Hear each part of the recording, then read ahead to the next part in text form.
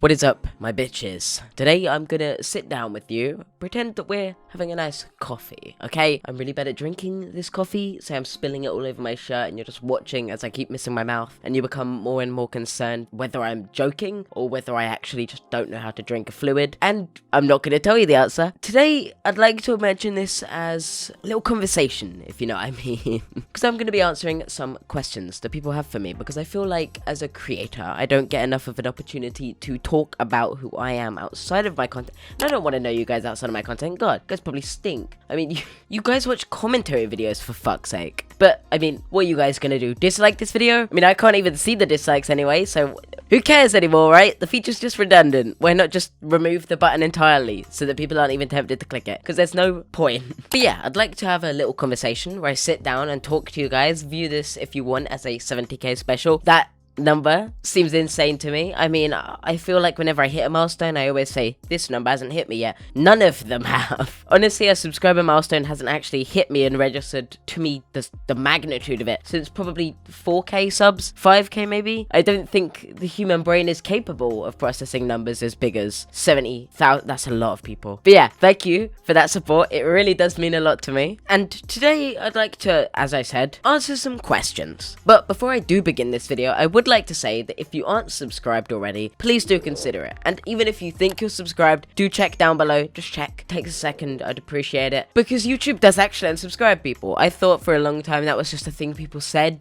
to incentivize people to check. It really does happen. I've had it happen to me with many channels now. So scroll below if you aren't subscribed, or if you think you're subscribed, at least check. I would appreciate any support because I'm aiming for 100k in the next 2 years. And if we attain that goal, well, I have a 100k milestone that I'm working on, which I think you'll enjoy because it's a really big video that I want to get out for that milestone. I'm not sure if I'll even make that deadline because this video is quite large, but I would appreciate your support nonetheless. With that being said, let's get right into it. If you'll oblige me, I'd like to dedicate the first question to YouTube's dislikes, because I know a lot of people were very curious about my perspective on YouTube removing them. I think arguably YouTube removing dislikes is one of the worst decisions they have ever made for the platform, because while I can kind of understand their argument that it may help with mental health because creators not being able to see dislikes means they're less likely to be demotivated by them, less likely for those dislikes to play effect into their mental health, and I can understand how if a creator is receiving a lot of hate, dislikes can affect them in a negative way. I mean, I've seen it outright with creators that got falsely cancelled, but I think it should be an optional feature. I feel like forcing everybody's content to not have dislikes is arguably a bad decision. I know firsthand, because I was recently trying to install a PC part, that not having dislikes on tutorials and guides and solution videos sucks, because now I have no idea which videos actually help with my problem or not when I used to. And I see a lot of people argue that you can just read the comments, but comment bots exist, so arguably the comments are as useless as everything else if they're monitored and controlled. I think YouTube removing the dislikes also takes away a fundamental part of YouTube, especially for creators, because as a creator, it's helpful to know what people don't like in your content, and it's helpful to know what people do like. It is literally a numerical, analytical value that benefits your growth on this platform. And if YouTube are going to argue that from a mental health perspective, the feature should be gone, I think that same point could be applied to most other features YouTube's added recently, like the rating system featuring 1 out of 10s, because I know, well, personally, it doesn't really affect me if a video does 10 out of 10 or 1 out of 10. I know a lot of people struggle with a video going from the best performing in the last 10 to the worst performing, and I feel that probably weighs a much heavier weight on people's mental health than the fucking dislikes. I think YouTube removing the dislikes is stupid. I think it should be a toggleable feature. I feel their justification is just a pathetic way of hiding the fact that brands wanted to remove the dislikes so that they couldn't receive backlash if they make a decision the public doesn't agree with. And the fact that I can still see dislikes as of right now, even though they aren't public in my YouTube studio when I'm looking at my videos, means from a creator mental health perspective, fuck all has changed, because I still see who dislikes the videos right there next to every one of them. I feel like, again, YouTube is just looking for excuses to justify removing a fundamental feature because brands got mad at them about it, or brands pressured them into it, and it sucks. It does suck, because I really like dislikes as a feature. I feel like they are beneficial to the whole platform, and I know a lot of other social medias don't have dislikes, but that doesn't mean social media platforms are better because they don't have dislikes. Out of all of the responses I've seen to YouTube removing dislikes though, I think the one that stuck in my mind the most, I think the most relevant one, is the response by the former CEO of YouTube when this platform first started, who left in their description a little message to YouTube telling them that even they think YouTube removing dislikes is a bad idea. I find it incredible that the initial CEO of YouTube, way back back years ago stands by the perspective of everybody but YouTube about removing the dislikes. It's insane. But the first question I would like to respond to is, how do I decide what type of people to make videos on? And is there a criteria that makes me step back and go, maybe it's not a good idea to make a video about this person? And yeah, a lot of my videos are made with a lot of planning beforehand. I want to make sure that the person I'm discussing has done something warranting a video. I don't want to make a video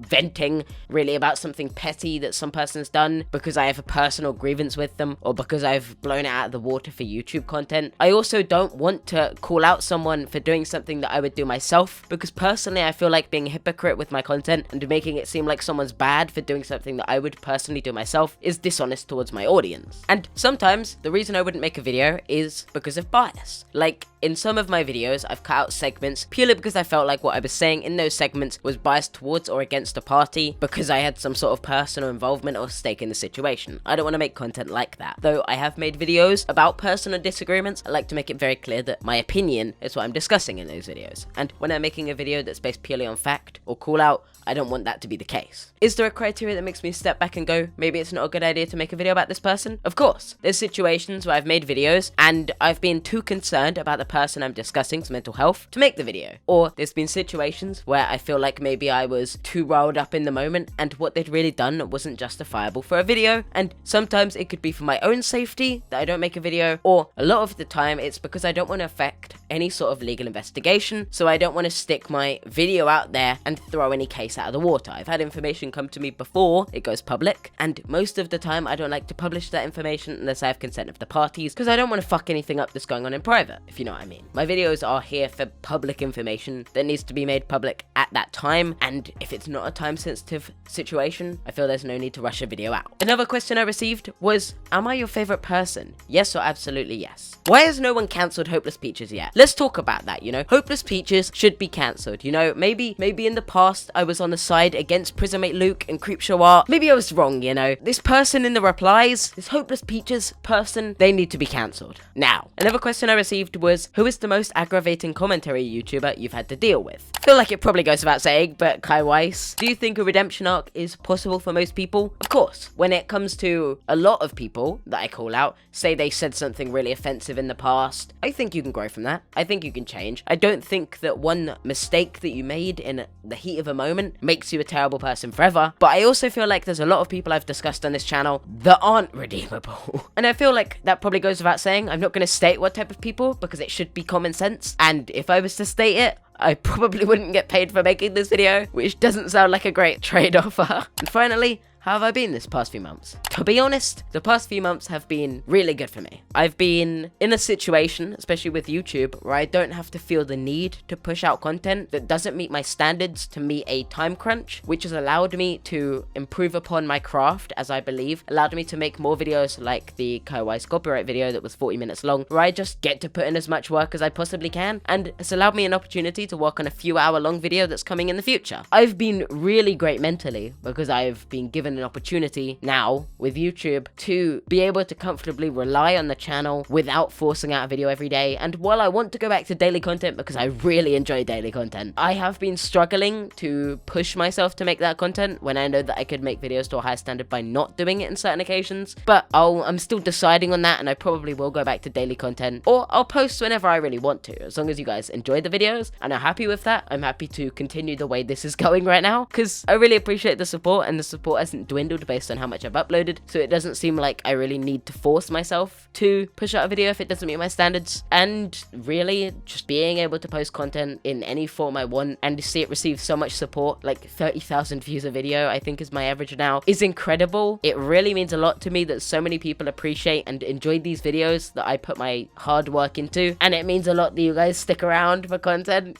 So yeah, I've been doing well. Another question I received, which is one that I've seen a few people ask me over my career, is what made me want to start being a YouTuber.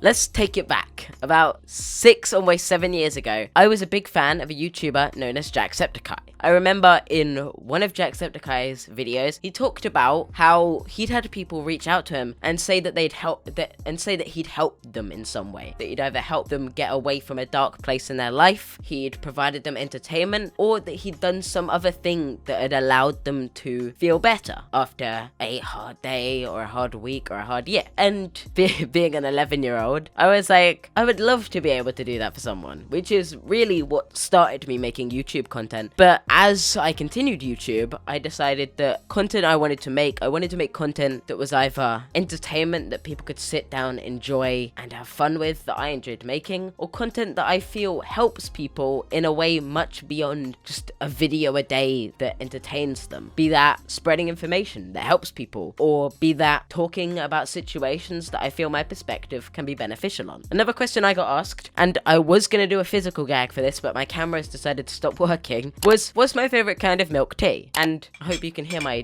trash taste mug here. I like PG tips.